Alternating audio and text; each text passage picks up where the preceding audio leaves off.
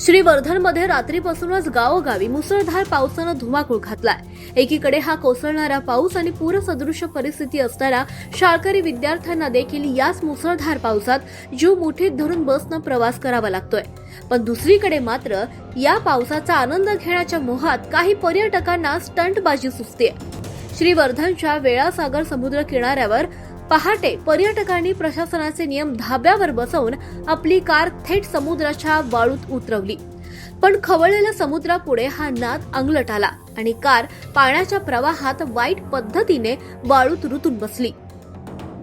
तितक्यात वेळास आगर गावातील स्थानिक तरुण मुकेश पाटील, प्रशांत भाटकर आणि अनुज मयेकर देवदूतासारखे धावून आले। त्यांनी तातडीनं ट्रॅक्टर बोलावून जीवाची पर्वा न करता या कारला समुद्रातून सुखरूप बाहेर काढलं आणि मोठा अनर्थ टळला। एकीकडे शाळकरी मुले शिक्षणासाठी पावसात संघर्ष करताय, तर दुसरीकडे पर्यटक अशी बेजबाबदारपणे स्टंटबाजी करताय। पर्यटकांना आमचं हेच सांगणं आहे, पर्यटनाचा आनंद घ्या, पण स्वतःचा जीव धोक्यात घालू नका। जागृत महाराष्ट्रासाठी संदेश घोलप, श्रीवर्धन, रायगड।